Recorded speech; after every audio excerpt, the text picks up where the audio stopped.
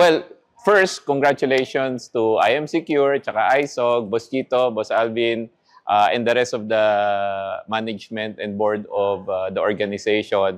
So, importante ito kasi public and private partnership is a whole of government approach to securing the Philippines. So, I had to come over and greet the guys and congratulate them kasi we need more of this. We need more of the private sector, the NGOs, and the government coming together to secure the whole country.